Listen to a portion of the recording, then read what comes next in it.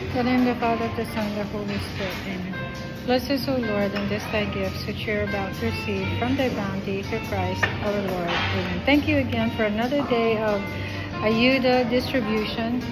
Thank you that we were able to make a little of their lives happier and a little bit more relief from their hardship, and may they be relieved of a little bit. May they know that they were cared for, that somebody out there has a kindred spirit, and that someone does care. Thank you, Lord, and may you keep us all safe, and may you allow us to be always healthy so that we can always be a blessing to others. Amen. Amen. Thank you very much. Say hi. There's Anna. There's Edward. And Eliza and my husband. And we are now going to be, let's see. Dim sum biscuit.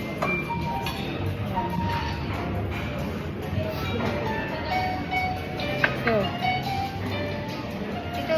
Go ahead. Na-knockdown po nitong kasama ko dito sa katabi ko. Masyadong ano.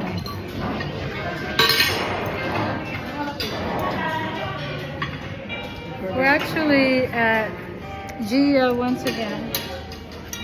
Nandito po kami sa Ordinata. Kaya, yan na naman kami. So, that's good.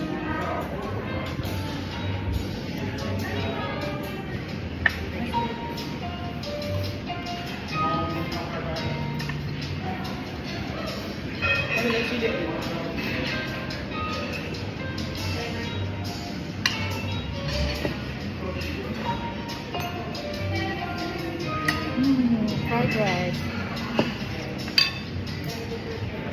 I don't know what this is, pero mukhang masarap po. Hindi na si Chili. Kailang natin na lang kung i-search. Umami na kami ng Ito po, hindi ako kumakain ito, pero titikman ko nga. Sabi po nila, karaytay daw.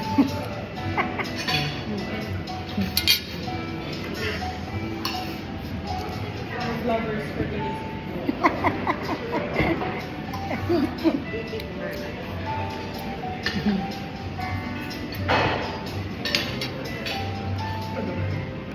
Dapat ko.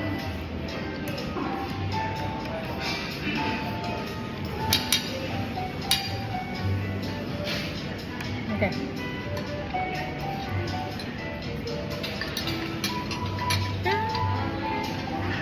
Nag-order lang po. Dim sum po kami ngayon, kaya lang. Nag-order kami ng rice kasi mga Pilipino kasing mahilig sa rice itong mga ito. Kasama na rin ako. Kasama na rin ako. Kaya, yeah.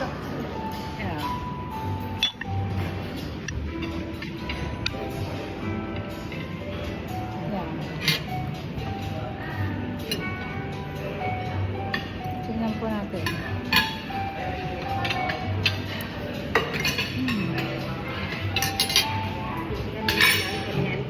Huh? Huh? Yeah. I don't know. You go ahead. No, you guys can have some. Yes, ang nga.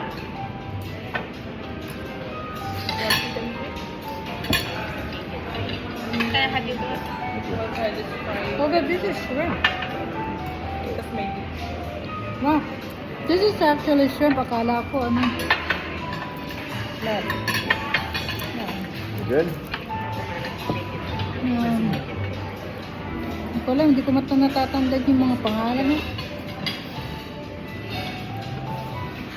Every Chinese restaurant is different. Dito sa Pilipinas. Kung ano-ano ito pinapangalan sa mga Pare-pareho rin.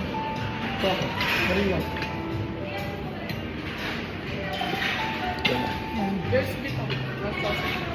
Oh.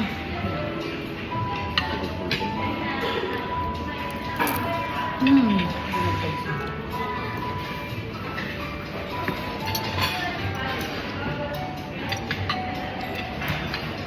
Sige, is there some vegetable? Ngayon po, bumalik kami nag-ayuda ulit. Kumuha ulit kami sa simbahan ng 10 na aayudahan namin. Kasi kaninang umaga, nakita ko yung Christmas tree. Punong-puno pa ng envelope yung pangalan po ng pangalan ng mga pangalan po ng mga ano ba yun, pangalan ng mga indigent na kailangan bigyan ng ayuda. Wala pong kumukuha ng mga sobre. Kaya sabi ko, kesa yung maghanap kami ng mga taong maayudahan, kasi yung gusto ni Father, yung mga talagang pobreng-pobre, yun ang i-recommend ng barangay na na bigyan. Kaya alam namin na yun talaga So, yung isa pong binigyan namin kanina, sabi ko mukhang hindi yata naman pobre. Pero yung pala, nakikikatulong lang po siya at nasa kulungan ng asawa niya. Nakikitira lang siya sa kapatid niya dahil yung anak niya may pamilya naman daw. Kaya yun parang siya, nag-iisa lang siya na namumuhay, kaya kinupkup din siya ng kapatid niya.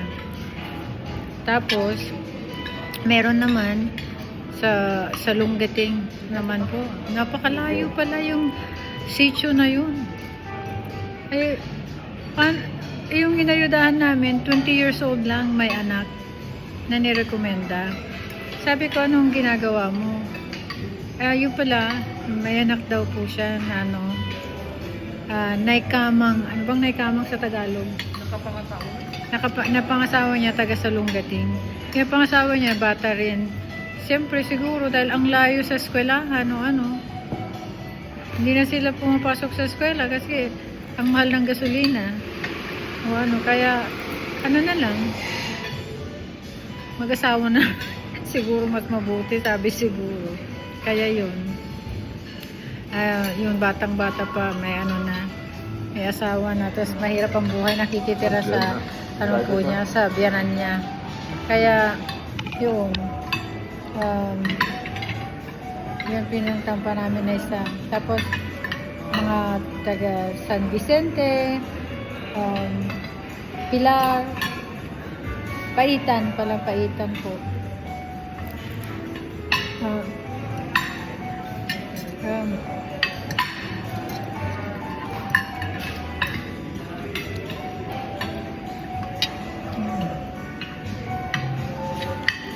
What's in this one?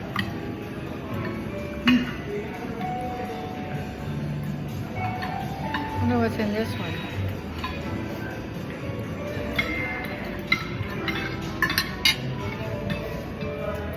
This is pretty good. Yeah.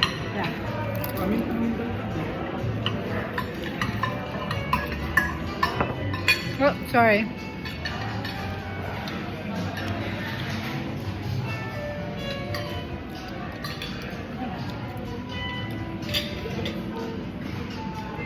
Karaykay. Karaykay. Karaykay yan.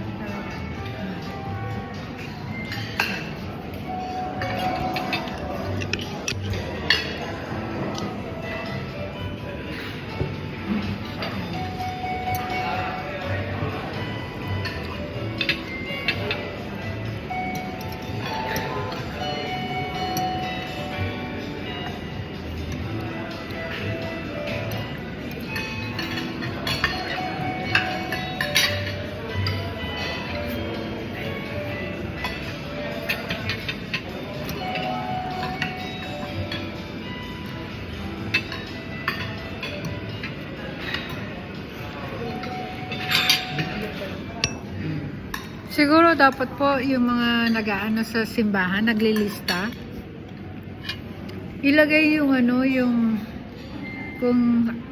siguro yung palayaw nila kasi yung tunay na pangalan ang nilalagay, hindi po kilala.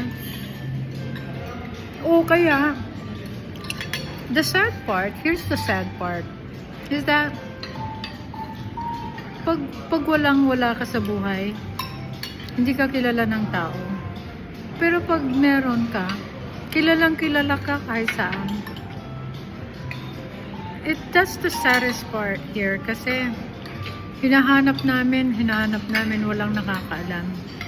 Kahit neighbor pa niya, hindi pa alam, di ba yung pinuntahan natin, kapitbahay na, hindi pa niya kilala na yun pala yun.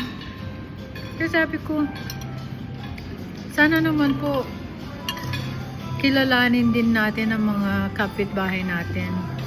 Pero kung masama po yung kapitbahay nyo, hayaan nyo na, huwag nyo nang kilalanin. Pero kung mabuti at mahirap ang buhay, siguro naman po kung meron kayong konti, paki-share na lang po ng konti kasi ano naman, nakakaawa naman itong mga ito. Nakakaawa po talaga sila. Ang dami-dami pong meron din. Hindi naman yung mayaman-mayaman ka para mag-ayuda. Yung may sobra naman siguro po tayo. Yun sana mag-ano din, yung mag-share tayo ng kahit konting sobra lang. Yung sobra natin at nang makapagpasaya din tayo ng konti. You know, ang ano nga